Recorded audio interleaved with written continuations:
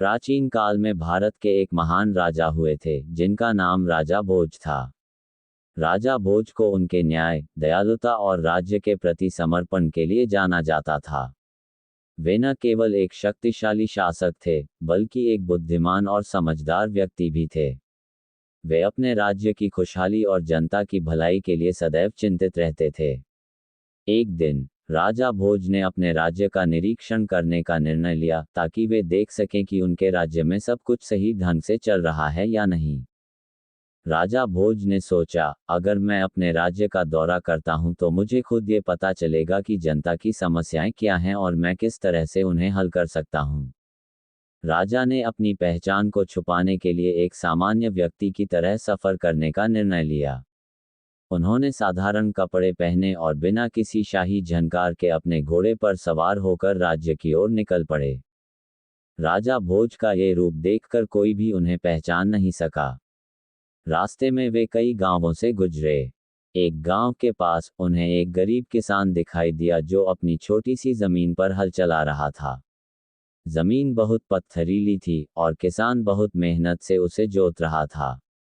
राजा भोज को उस किसान की मेहनत देखकर बड़ी हैरानी हुई, क्योंकि यह जमीन बहुत कठिन थी और हल चलाने में काफी समय और मेहनत लग रही थी। राजा भोज किसान के पास गए और उसे पूछा, तुम इतनी कठिन जमीन पर क्यों काम कर रहे हो? क्यों नहीं तुम किसी और जगह पर काम करते जहां जमीन उपजाऊ हो? किसान ने सिर झुकाकर जवाब दिया, महाराज, मुझे विश्वास है कि इस जमीन से भी अच्छा उत्पादन हो सकता है। मुझे ये पता है कि यह जमीन बहुत कठिन है, लेकिन मैं अपने पसीने और मेहनत से इसे उपजाऊ बना सकता हूँ। मुझे यह विश्वास है कि अगर मैं इस जमीन को सही तरीके से जोतूं और उसकी देखभाल करूं, तो एक दिन ये जमीन फलदायक होगी। राजा भोज उस किसान की बातों से प्रभावित हुए। उन्होंने सोचा, ये किसान केवल मेहनत और धैर्य से इस कठिन जमीन को उर्वर बनाने की कोशिश कर रहा है। क्या मैं भी अपने राज्य के लोगों की तरह कड़ी मेहनत और समर्पण से अपने राज्य को और बेहतर बना सकता हूँ? राजा भोज ने किसान से कहा, तुम्हारी मेहनत और समर्पण को देखकर मुझे बहुत अच्छा लगा। मैं चाहता हूं कि तुम अपनी मेहनत से इस जमीन को अच्छे से जोत सको। मैं तुम्हें बेहतर जमीन और सभी संसाधन दूंगा ताकि तुम अपनी मेहनत का पूरा फल पा सको। किसान राजा भोज की बातों से हैरान रह गया। वह जानता था कि राजा भोज बहुत दयालु और न्यायप्रिय शासक हैं, लेकिन उसने कभी सोचा नहीं था कि उसे राजा से इस तरह का प्रस्ताव मिलेगा। किसान ने राजा भोज का धन्यवाद किया और कहा, महाराज, आपकी मदद से मैं अपनी मेहनत का पूरा उपयोग कर सकूंगा और अपनी जमीन को उपजाऊ बना सकूंगा। राजा भोज ने किसान को एक उपजाऊ जमीन, बीज, उर्वरक और अन्य संसाधन दिए। किसान ने राजा भोज का आभार व्यक्त किया और कड़ी मेहनत से अपनी जमीन पर काम करना शुरू किया। राजा भोज ने भी लगातार किसान की स्थिति की निगरानी की और उसकी मदद करने के लिए समय समय पर संसाधन भेजते रहे।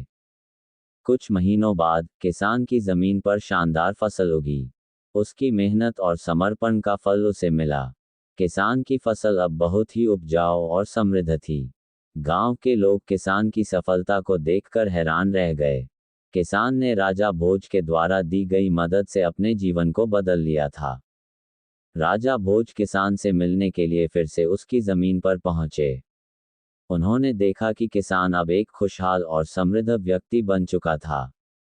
राजा भोज ने किसान से कहा, तुम्हारी मेहनत ने इस जमीन को उपजाऊ बना दिया। अब तुमने मुझे ये सिखाया कि अगर किसी काम में कड़ी मेहनत और समर्पण किया जाए, तो किसी भी मुश्किल को पार किया जा सकता है। किसान ने सिर झुकाकर कहा, महाराज, आपकी मदद और मार्गदर्शन ने मुझे विश्वास दिलाया कि अगर हम अपने लक्ष्य के प्रति पूरी निष्ठा से काम करें, तो हम कोई भी कठिनाई पार कर सकते हैं। राजा भोज ने किसान की बातों से एक बहुत महत्वपूर्ण शिक्षा ली।